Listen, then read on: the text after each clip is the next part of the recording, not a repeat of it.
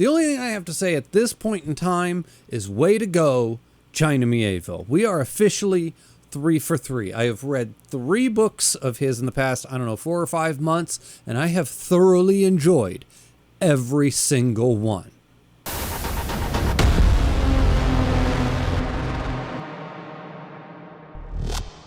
Today we are talking about The Scar, which is book 2 in the Bas-Lag trilogy by China Mieville. And I don't think you necessarily have to read them in order as in 1, 2, 3, because they don't really have the same characters. There's no overarching narrative that runs between the books. It's just kind of like 3 books that happen to take place in the same universe, revolving around. Some of the same places are going to pop up. They will reference, like very briefly reference, some of the things that happened in the first book, but there is by no means any requisite, like knowing the first book or the characters of the plot or anything about it is by no means a requisite for diving into and enjoying this book, other than just kind of revisiting the world that we've already been established to in that other book. Although I probably will reference Perdido Street Station at least a few times in here, just for the simple fact that this is the second book in the trilogy. This is a continuation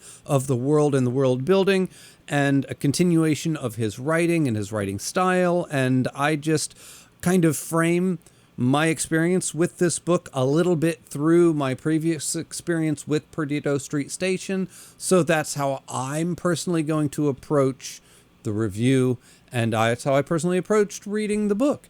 Also, this is going to be a spoiler-free review, so if you have not read the book, you are more than welcome to stick around, and we'll go right on through this. I might probably try to sell you a little bit on the book and or China Mieville's writing, because I thoroughly just really enjoy him so much and his writing and everything about him. He is very quickly on the road to becoming one of my top authors. I wouldn't say favorite yet, but if he continues at this rate and with the high level of quality of work that he is producing, or has produced, I should say, I could see him jumping into my top 10 relatively soon, just to be quite frank. So The Scar. The Scar is, like I said, book 2 in the Bas-Lag trilogy, following Perdido Street Station. And this is simultaneously very much in line with what he's doing in that book, and very much in line with his style and the writing. And a lot of things really feel like a direct continuation of the writing in Perdido Street Station, while simultaneously feeling completely different than that book was, and almost at some points like a polar opposite. So let's start with the differences. Most obviously, the setting. We have left New Crobuzon. We are no longer in that beating heart and soul of Bas-Lag. As a matter of fact, we're not only not there, we're not even on land. We are out at sea. We are on a ship. And the entirety of this story will take place at sea.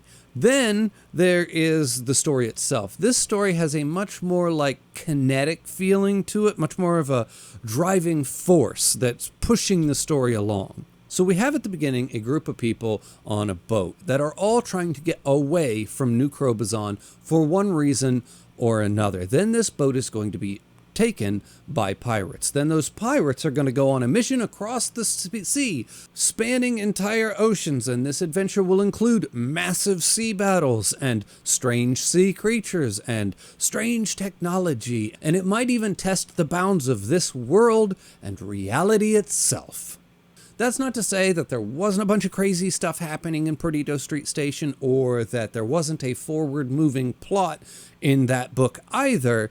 And just the crazy sheer force of imagination that is China Mieville is all there and all represented in both books. But there just seemed to be like a much more of a forward momentum, like a forward push to the momentum that this one had in the story itself that Perdido kind of didn't. It was a little bit more meandering in the way that it was getting from point to point.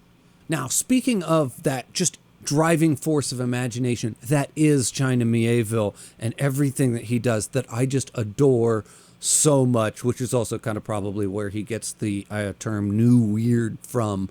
but everything from before is there. The weird remade criminals and all of those ideas are still here and evident, but now we're out at sea, and he's going to incorporate all of the weird sea creatures and cultures that he are going to run into out there, which are just wild. Then there's the idea of the pirates, and they take them to this thing called Armada. And Armada is this massive floating city at sea that is made up of these kidnapped or taken or stolen ships and rigs, and all of these ships have been lashed and fastened together, and they're like rope bridges between the two, and it is such a large like amassing of floating hulls that there are entire sections to the city. There are entire like groups, subgroups, cultures. Certain cultures like have an entire wing of the city, this massive floating thing. It is, once you just get to Armada and like the image that like he creates in your mind of this massive floating city, essentially this thing at sea that can move from place to place and be directed as to where it's going within reason, yet very slowly because of this sheer mass of this thing. It is phenomenal. It's fascinating. It's wonderful. I cannot say enough about China, his writing, and just the things that he's able to produce in his mind and then convey to your mind.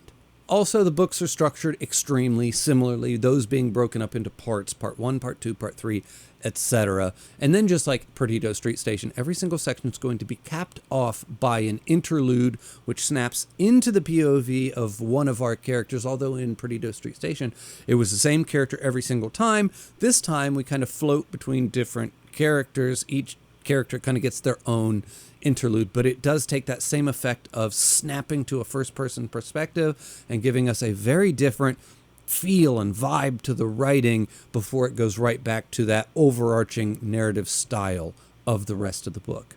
And then, without spoiling anything, the book ultimately lands on its final chapter, which is kind of like a revelation for our main character in a very similar way to the way he wrapped up and kind of drove home Perdido Street Station. It's a very similar effect, a very similar feel that he's creating with the way that he kind of wraps up and ties off his stories and kind of gives this very specific China Mieville bow on the end of his book. And then this ending is simultaneously like a coalescing of the ideas and thoughts and morals of the story, while also being kind of a catharsis for the main character.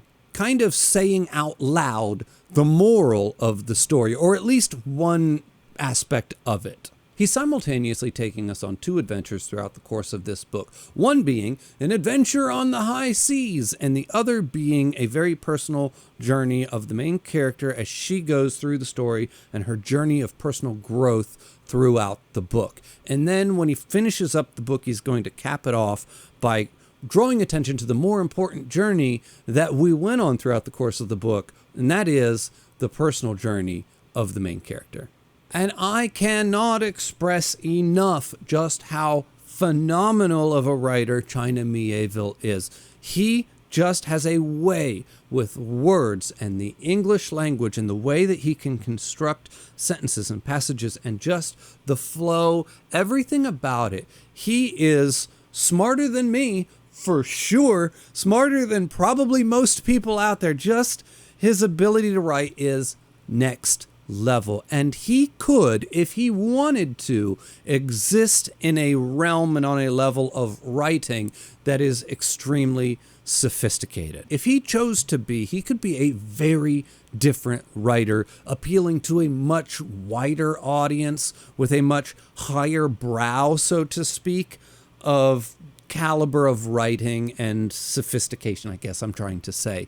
But instead, he chooses to exist in this world of grit and grime, and he focuses on the slime and the mucus and the grotesque, all delivered with prose that lesser authors can only dream of, while being punctuated with passages of like pure philosophy before he dives right back down into the absurd. It's just a specific kind of duality in the way that he's putting all this together that really speaks to me personally. Now, I could see this putting off tons and tons of people. If you maybe are not into the specific prose in the way that he's writing this, I could see somebody argue that this is pretentious. I could also see somebody not vibing with the more down and dirty aspects of what he's doing, the language and the profanity and just the nastiness that he's going to put with it. It's this weird, strange, polarizing effect that the writing has. And like I said, I can see it being very off-putting to a lot of different people for a lot of different reasons. But for me, it really hits, it really connects. I really enjoy just about every aspect of it. It's fantastic. Now, I will say this particular story and the way that he kind of brings it home and the point that he lands on in the end of it, that real cathartic ending that where he sticks the landing, I think he does it both in this one and in Perdido Street Station. I think the one in Perdido is just the better of the two. The point that is made when he sticks that landing, it's just, my God, it's so good. It's kind of chef's kiss. This one is fabulous too. Oh my God, I want to give it its props. But I think if I had to pick, I'm picking Perdido Street Station. Even with the slightly more meandering storytelling style, I'm fine with that. So I think they're both great. And I think this one is maybe, actually I could see a lot of people really preferring this one to Perdido simply because of the narrative flow that you get and that real A to B to C to D to D, I guess there's 2 D's in the alphabet now, but you know what I'm saying. I can just see people preferring this over Perdido, although I personally prefer Perdido. Also, while I'm on the topic of comparing this book to Perdido Street Station, I think the writing in this is a little bit cleaner in the sense that the descriptions of things has been stripped of some of its grit and some of its grossness. It focuses a lot less on like the gross, mucusy, slimy aspects of things, and the descriptions of things just feels cleaner in this book and less like he's hyper-focused on the gross. Which I guess you could say the waters of the sea in this book has cleansed the writing of some of its filth. Anyway, I absolutely loved it. I'm going to give it an 8.5 out of 10. I cannot recommend it enough. I cannot recommend China Mieville enough. I will be trying more. Next up will be the Iron Council. I do not know 100% when. I might wait a month or two, but it will be coming because, damn it, if I'm not just absolutely in love with this whole China Mieville experience that I am currently having. As always, everybody, the link for my Patreon's in the description below. The link for my Discord's in the description below. Thank you for watching, and I'll see you next time.